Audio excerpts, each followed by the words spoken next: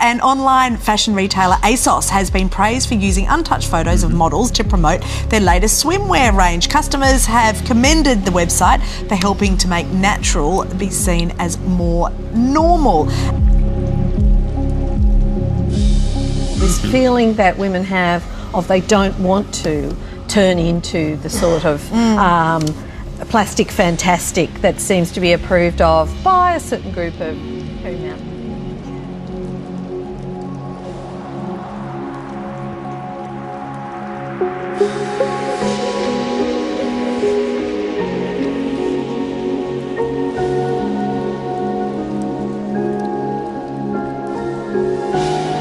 It does make you wonder why any photos of models are touched up, really. I mean, they're beautiful people. Why touch them up in the first place? Do you think other retailers might follow this lead, Dan? I think they will. I think they will. And look, I think it's a terrific idea, and it's this idea of seeing people, you know, normal people.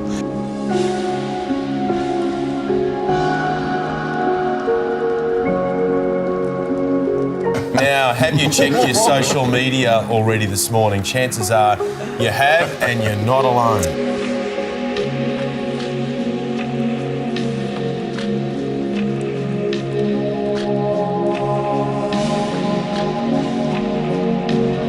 And part of the problem that's the flip side of, you know, you just being social and wanting to get on with people is that you start to care about people's whose opinions normally would not matter to you if social media didn't exist. So do you think that this could have long-term psychological impacts, Sandy?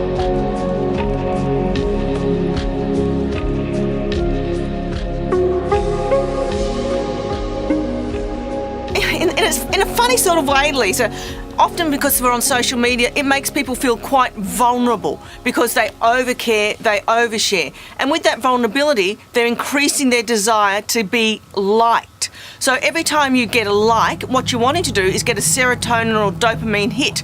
So what that means, you get that pleasure hormone. So to reduce your anxiety, you go back and get liked and liked and liked. So we set up quite a vicious cycle. Phones yet, but I find that they get disengaged when they're just totally absorbed in the screen and they don't really realise what's going on around them, and that's what this survey found. And I don't want that to happen to my kids. I totally agree with Michelle. It's new technology and it's part of their future lives, but I just think we've got to be careful how much we allow them to absorb themselves in these sometimes mindless screens. Yeah. It just boggles my mind that people are able to wield this kind of power in someone else's local community. It sent chills up my body. Who in their right mind would want to have a cross taken down that's been there for, 60 years? The organization also wants Bibles and crosses inside the building removed as well. I don't think that it's our job as a society to change everything to make sure no one is offended. I really believe it's a slippery slope and we're really spiraling in it right now.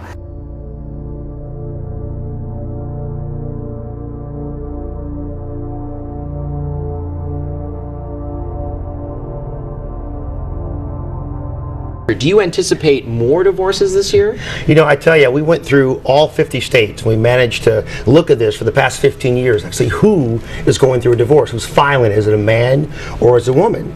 Well, states that kind of turned blue or red, we found an increase in divorce filings for those which were blue states versus red states based on how that election went.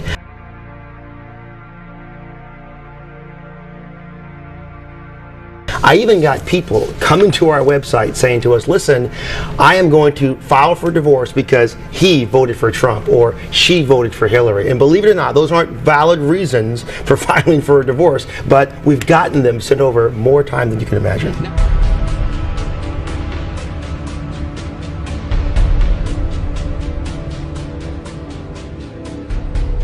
Brand new video this morning showing the moment a car rams into the Arkansas state capitol, destroying the Ten Commandments monument. The suspect is now in custody, but the community, of course, is still rattled as this act of violence comes less than one day after that statue was unveiled.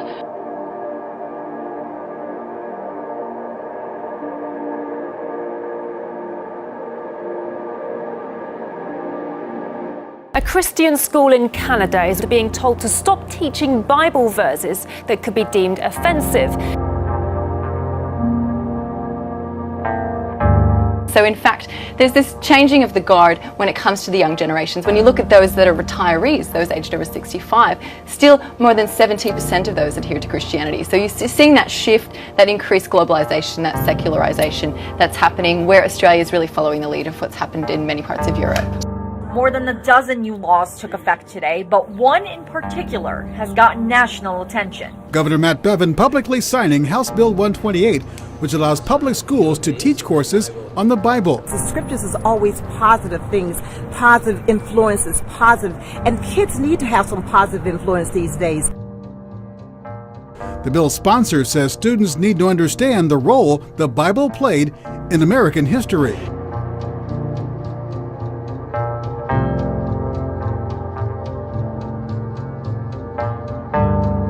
Really did set the foundation that our founding fathers used to develop documents like the Declaration of Independence, the Constitution, the Bill of Rights. All of those came from principles from the Bible.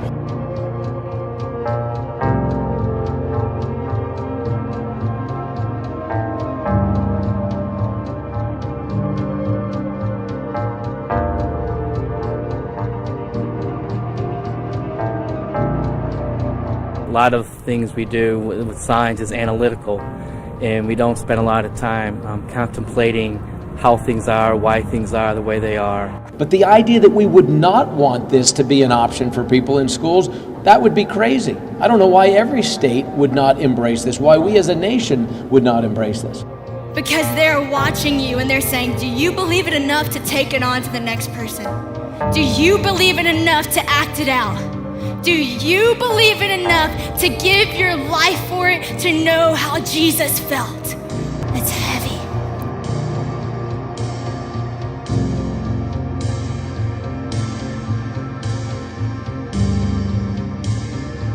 But Eubank had to get to the little girl, putting up a blanket of protective smoke so he could run. The rescue took just 12 seconds. The little girl was saved. Why'd you do it? Love. And I remembered this scripture, greater love has no man, he laid down his life first for us. Yes, ma'am, and that's John 15:13. Greater love hath no man than this, than he laid down his life for his friends.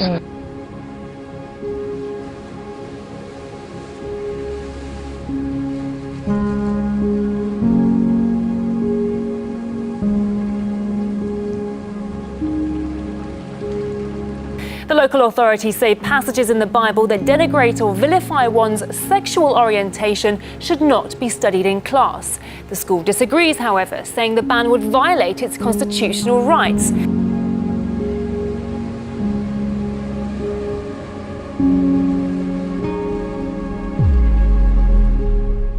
That's what the school board used, is the word offense. They said you need to get rid of all offensive texts from the Bible and stop teaching this. And I walk up to this man. I said, hi, I'm Sadie. I said, I don't have any money, honestly. I don't have anything on me right now, but I do have this. And this is everything, and I want to give this to you. And he looked at me, and his eyes filled with tears. You could be an atheist and you would appreciate there's a lot of wisdom in the Bible. He said, no. He said, I'm an atheist. So I said, okay, I'll respect that. So I start walking away. But ISIS still holds on to a piece of Mosul and Tel Afar, Ouija, other areas, of course, in Syria. And as you're saying, not only are they wicked, you can't underestimate them. They need to be fought step by step. And I pray for them too, but those that don't want another way. And I turn around and I look at him and I said, are you sure? He said, yes. So I lay the book down. He goes, no, don't leave it, don't leave it. I was like, do you want it? He's like, no, I don't want it, but don't leave it. I said, okay, why? He said, please give it to somebody that will take it. Because somebody needs it, but it just can't be me. We're talking about things and houses and everything.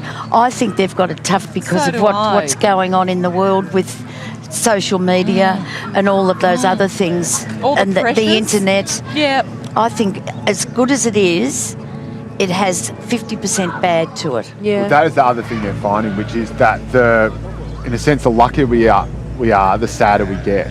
So there's, You're not sad, are you? No, not anymore. I'm on antidepressants. But it is absolutely true. That's good to the club. That's right. It's great to be here. But that's what they think it is. Can I just say something? I told you, I think everybody should be on an antidepressant. The world would be a better place.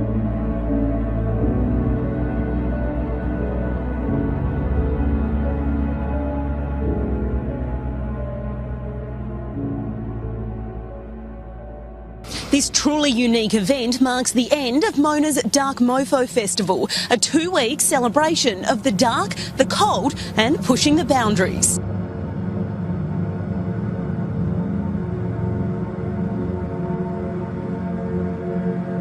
The park is home to many of the festival's artistic draw cards and is said to be darker and fierier than ever before.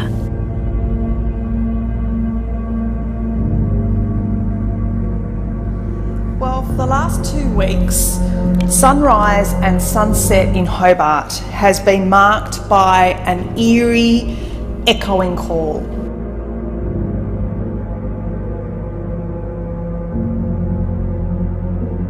Lee Carmichael said, "There's a school of thought that believes it's by facing our fears and embracing the darkness that we more deeply appreciate the light and the joy."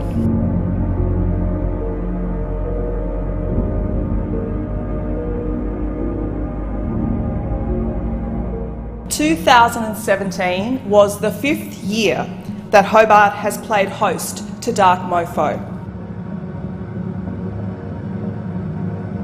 In the words of its incredibly talented creative director, Lee Carmichael, Dark Mofo explores the full spectrum of human emotion, enabling a deeper understanding of the nature of existence. Indeed, the entire city has been booked out. Hotels, restaurants and transport businesses all benefited from this festival. And indeed, it was bringing light out of the darkness.